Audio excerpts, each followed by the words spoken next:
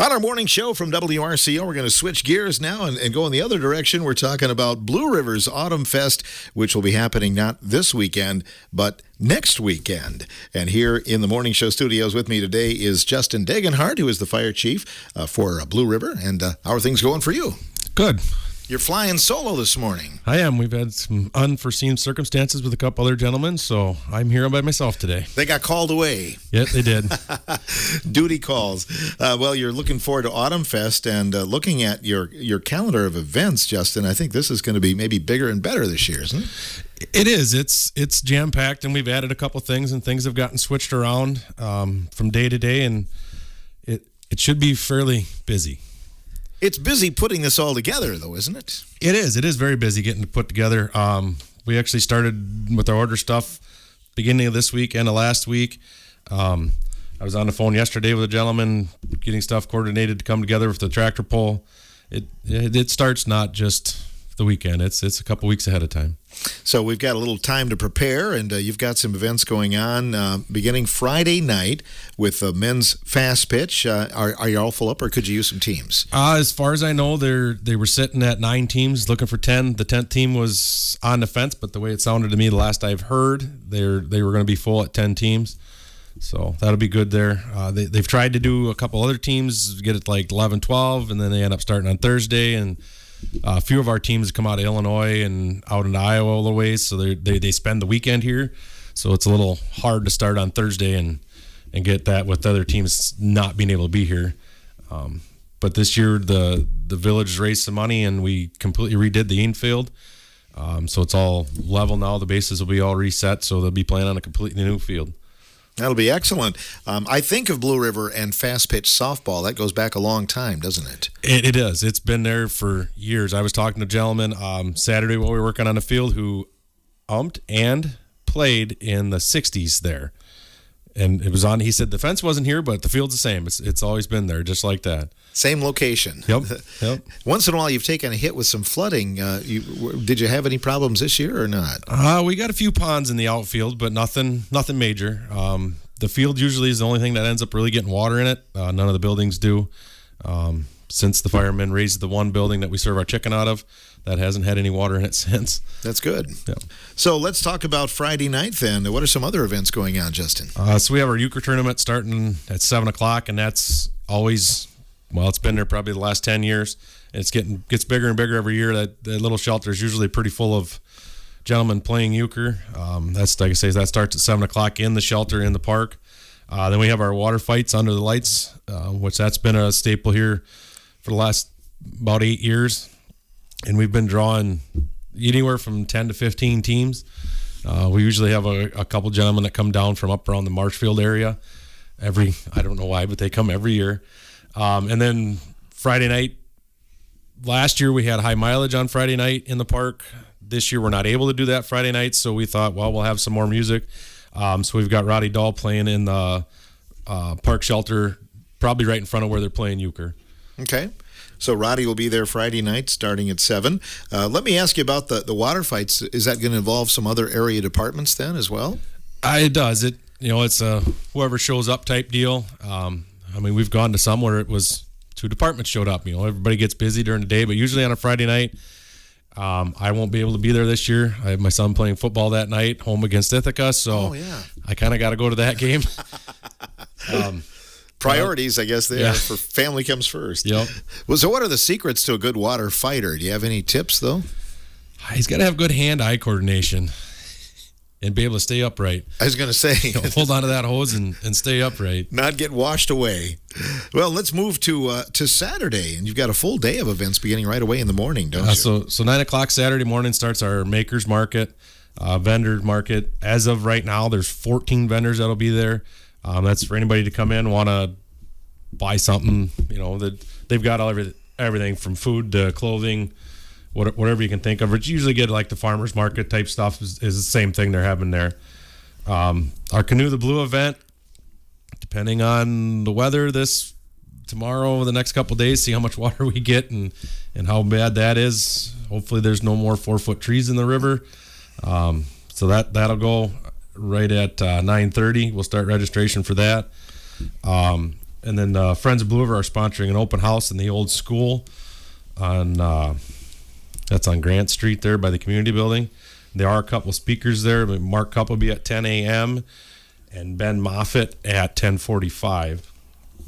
Our beanbag tournament will start around 12:30, which we moved that back years ago. It was a little earlier in the morning, so then people were done for a little later in the afternoon. But with the canoe event, some of the people that were doing the beanbags wanted to do the canoe thing, so they moved the beanbags back, so the canoe thing's done, and then they can go do the beanbags, and it gives them more time to be in the park.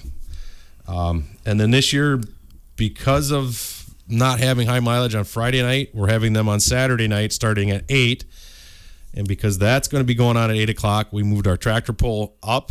So we're going to start weighing in at 1:30 now for the antiques and start pulling around 2 p.m., hoping to get the tractor pull done a little bit earlier so people can do the tractor pull and the band, and then they're both not going on completely the whole time together. And then our scavenger hunt's 5 o'clock at the gazebo in the park. And then, like I mentioned, high mileage is 8 p.m. there to midnight. Very popular band. They drew well last year at Blue River, didn't they? They did. They drew very well. Friday night, when it was a new thing for us, we really didn't know how to plan for that. We ended up Saturday running to about every place we could find to buy more product to sell. We ran out about 5, 6 o'clock Saturday night, 7 o'clock, and then it was nuts. The amount of people that showed up for Friday night really rivaled what we usually have for a Saturday night. And now having them both together the same night, I'm hoping we don't run out. That's a good problem to have. It is though, a good problem. Yeah. Oh, that's awesome. So the tractor pull goes down early, and then high mileage won't have to turn up their amps quite as loud. You'll be able to hear them better, right? Yeah, correct. And that might give some of your pullers the opportunity to pull during the day and then go somewhere else at night as well. Correct. Yes, they will. Yep. And then the beanbag tournament, I think Greg Kinney's organizing that, but that's a pretty popular event, too. It is. He usually has quite a crowd for that. I don't normally get over there because I'm usually doing the canoe thing or moving people or something else throughout the day. But yeah, there's usually quite a few teams for that. Sunday kicks off with Cowboy Church. That's another popular event, isn't it? It is, and we got Monty Berger again this year for the Cowboy Church. And that starts at 9 o'clock in the park shelter there. I think it usually goes till about 10, and then the line usually comes from there right to the chicken, which that starts at 11. Last year we had some mad people. Quarter after 12, we didn't have any. From 11 to quarter after 12, we sold 600 halves of chicken. Oh, my goodness. So this year we have 700 halves of chicken, so we might get to 12:30. Okay. I'm hoping. You never know. You don't know. People come in, and it's that line. Like I say, that line starts when church is done, and it went right till we were sold out, and there were still people standing there wondering what they were supposed to do for lunch. But so come early, and then you won't be mad. Correct. Right? Yep. Hopefully, the line's not too big. But when do you start cooking the chicken? That has to be an early morning gig, isn't it? The guys usually start somewhere between 4 and 5. Yeah. Usually get the pit warmed up, or just stay up all night. And some of them do that too. And some pie and ice cream. That's all a part of a small town festival, isn't it? Yes, it is, and that's actually sponsored by the fire department this year. The Methodist Church ladies were having trouble getting enough pies last year, so they decided that they'd just let it go, and the fire department's actually getting that put together. Well, let's talk about your Autumn Fest parade next weekend, Justin. Sounds like you've got some really cool things planned. We do. So our parade theme this year is honoring our past, forging our future. And by honoring our past, our parade marshal this year is Bernie Cooey. He was a 1942 graduate from Blue River. And if everybody does the math there, that puts Bernie at 100 years old. And it just so happens last year we were able to procure our original fire truck, which is 100 years old. And just this May, the fire department was able to purchase a brand new truck. So now we have trucks that are 100 years apart. So we're honoring our past with our old truck that's 100 years old, forging it with our new truck that's 100 years newer. And Bernie's going to be our parade marshal for that. Is he driving the truck or not? No, I believe he'll be riding with his son in his convertible, I believe. Awesome. No, that is just really cool. How well does the old truck run then? It actually runs really well. It tends to get a little warmer if you're sitting still running, but it does pretty well. It's a treat to drive, but it does run pretty well. Being the fire chief, that has to it's just a marvel to look back 100 years, and now you've got a brand new truck, and they're going to be back-to-back in the parade. Yes, it is. It's quite a deal. And then to be able to get it back, we've known where it's at for 15 years. The gentleman's actually contacted us pretty regularly and kept us up to date on what it looked like and everything. And then one day he decided that he was going to downsize his collection and called and wanted to know if we wanted it back. So, and where was that located then? It was southern Texas. Oh my goodness. It made it a long way from Blue River, Wisconsin. It did make it quite a ways. It's been a few years in Prairie du Chien, then ended up in St. Louis, Missouri, and Chicago, Illinois for a little while, and then ended up down there in Texas. And somebody had to go get it then? Yep. We had a member that happened to take vacation in Texas that year and said, well, I can just take my truck and trailer with me. So that's what they did. That worked out well. Yep. Brought it back. And so do the hoses work on it and everything then? Or? No. It's called a chemical engine. Oh, yeah. So it's basically baking soda and vinegar added into water. It's what creates your pressure, and it just pushes out the hose. The tanks they used acid at the time. They didn't use vinegar, so the tanks are kind of ate up, and it's not operable anymore. Not operable, but runnable. It's runnable, and it's all still there. It's all still original. It's a showpiece. Yes, it is.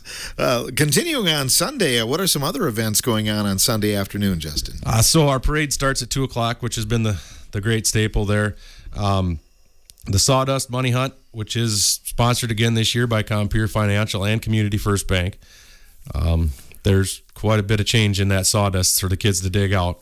And then the Kitty Tractor Pull, which is sponsored by the Riverdale FFA Club. They do that on the tennis court in the park. And then the firemen will put on our kids' water fights right after the sawdust dig. Once the kids are all done with that and they go down and do their Kitty Tractor Pull, they can come back up the hill and get wet and cool off for the afternoon. And then at 3 o'clock, the Other Brothers Band will start and play till 6. What are the ages for the kids in the water fights? All ages. All ages, okay. We've had some adults in it before, but they had some little kids and the adults helped with it. And there'll be somebody standing there. They've got to be able to walk, basically, and they can hold on. It's just a garden hose, so. Oh, I was going to say, a little less pressure. Oh, yeah, a lot less pressure. Oh, that sounds fun. Again, it's going on next weekend. We'll come back and wrap up our conversation in a moment with Justin Degenhardt talking about Blue River Autumn Fest, which is happening next weekend.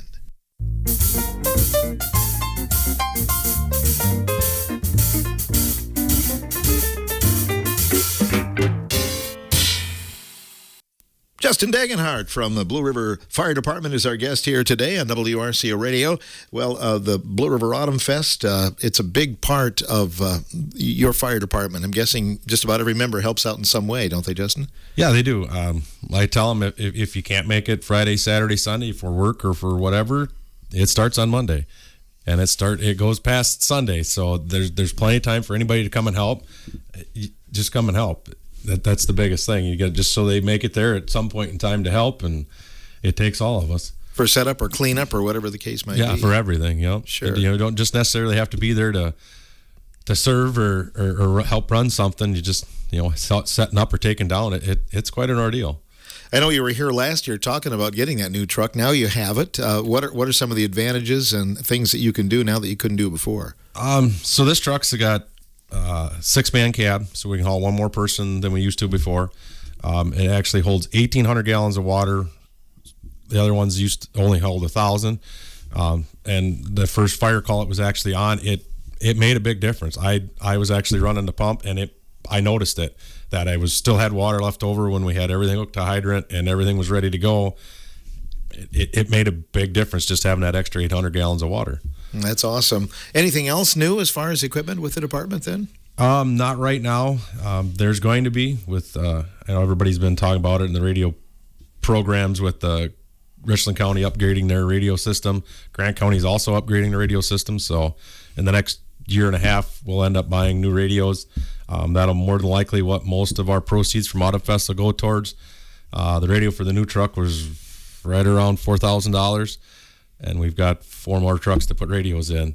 So it's quite a chunk of money we have to put out to be able to use the new system. Yeah, very important for communication, though, isn't it? It is very important, and right now it's iffy. There's spots in the counties that you can't talk to anybody. You end up getting on a cell phone if you can get out on your cell phone. How many members are in your department? We've got 38 right now. We're pretty much stay right about that 38 members. That's a good number. It is a very good number, and makes fill all the trucks up. And there's a few people that have to drive their own vehicles because they can't get into a truck, but they get there, and everything seems to work fairly well. How wide is your area that you serve? So we serve 75 square miles, the entirety of Richwood Township, parts of Eagle Township, the village of Blue River, parts of Waterstown Township, and parts of Muscoda Township. And you do mutual aid, obviously, for other places, too. Correct. Over half our calls are probably mutual aid calls. And also, over the course of this year, the hot topic was the Blue River Bridge. It sounds like that's going to stay safe for you. You're not going to have the chance to have that shut down and figure out what you're going to do then. It is, and that was a really big thing. It's shutting that bridge down adds 18 minutes to every one of our call times. Well, 18 minutes on a heart attack call or a structure fire, that's a lot. So that's not going to change. They're going to build it side by They side. said they're going to build them offline, so they'll be right next to one another. Oh, that's awesome. That's down the line. As far as Blue River Autumn Fest next weekend, a lot of things, you can still enter. A lot of things you can probably just enter the day of, can't you? Yeah. Everything other than the fast pitch tournament is you show up and enter right that day. You don't have to pre-register for anything. It's just other than the fast pitch. They want to know that one ahead of time so they get their schedule all made. But other than that, everything else is sign up that day, and it's all in the park. It's open to the public. Come in. There's no charge to get into the event at all. The only thing you have to pay for is if you want to buy something at the Makers Market or food or beverage from the fire department. That's it. Lots of good food there all weekend. There is a lot of good food. And the parade, you don't necessarily have to pre-register for that either, do you? Nope, you can show up that day. If anybody knows where the old school's at in town, that's kind of where they set up and coordinate everybody from there. They'll have the numbers painted out on the street. They just give you the number, you drive over there. And so if you want to show up the day of, perfect. That'd be the more the merrier, Yep, right? more the merrier. All right. Anything else that you would like to add, Justin? In terms of the weekend or the department or anything? Well, it's like I say, it's our biggest fundraiser. So the more help we can get out of this, the better we are in the long run. Keeping money in the township's pockets, more we don't have to raise the taxes to be able to fund the stuff that we have to have, and then that's the reason we're doing this event. Mm-hmm. Other than the new radios, is there something project ahead that you'd still like to, maybe snap your fingers if you could magically make something appear, some other equipment you could use or need? Well, our biggest thing right now, when we bought our new truck, it had to stay under 10 feet. Our building's short, so we have to basically have the truck specialty made because keep it in the 10-foot doorway. I mean, that's the only big thing down the road is an addition onto the station or a new station at some point in time, just because we're kind of stuck where we're at. We can't get any bigger trucks. They've all got to stay there. Or if you keep them shorter, it makes them longer. So that'd be the next big project, but that's years down the road. Down the road. Well, let us know. We can publicize that too. Thank you a lot for coming in here today. Thank you very much, Phil. You bet. Fire Chief Justin Degenhart from the Blue River Fire Department. Autumn Fest again is next weekend. Mark that on your calendar. All kinds of great music and food all weekend long.